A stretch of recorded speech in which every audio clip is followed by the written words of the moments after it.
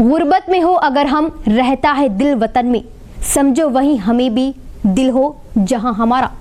انسان خواہ وہ دنیا کے کسی بھی خطے میں حصول روزگار یا کوئی دوسری وجوہات کی بنا پر آباد ہو جائے، لیکن وہ اپنے مادری وطن، وہ اپنے گاؤں، وہ وہاں کی زبان سے بے پناہ محبت کرتا ہے، اور وطن وہ ہم زبانوں سے دوری اس دور رہنے والے کے لیے مزید الفت، اور ملک وہ زبان کے لیے کچھ کرنے کا جذبہ پیدا کر دیتی ہے۔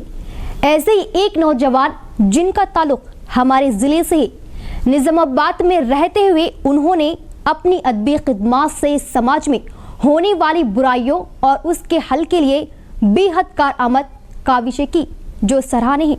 وطن سے دور رہتے ہوئے اس نوجوان مجید عارف نے mynizamabad.com ویب سائٹ کا آغاز کیا، جس پر پرواز ٹی وی انتظامیہ انہیں دلی مبارکباد پیش کرتا ہے۔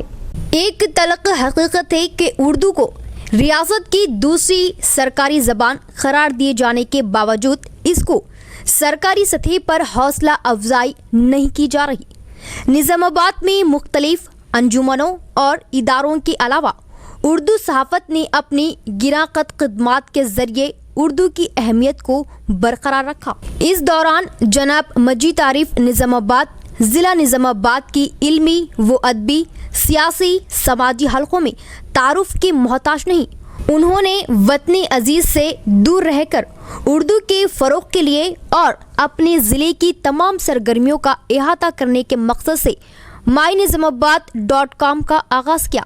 جناب مجید عارف ایک نامور ادیب ہے۔ مضمون نگار اور افسانہ نگاری کے ذریعے انہوں نے ادبی دنیا میں اپنی ایک منفرد شناخت بنائی۔ اپنی مضامین کے ذریعے سماج میں رونما ہونے والی بہت سی خامیوں کی نشاندہی کرتے ہوئے معاشرے کی اصلاح کا بیڑا اٹھایا اور بہت خوبصورت انداز میں ان کا حل بھی تلاش کیا ہے۔ مجید عارف کے مضامین، افسانہ کہانیاں ملک و ریاست کے مختلف رسائل و جرائد میں ان کی اشاعت عمل میں آتی ہے، جن میں قابل ذکر پاکیزہ آنچل بانو، خاتون مشرق نور شامل ہے۔ جناب مجید عارف نے اپنے اردو خدمات کو مزید وسعت دینے کے مقصد سے mynizamabad.com کے ذریعے ضلع نظام آباد کے محبان اردو کے لیے عصری ٹیکنالوجی کے ساتھ رابطہ قائم کرتے ہوئے ان کی سرگرمیوں کو بین الاقوامی سطح پر روشناس کرنے کا خیر مقدم کیا جا رہا۔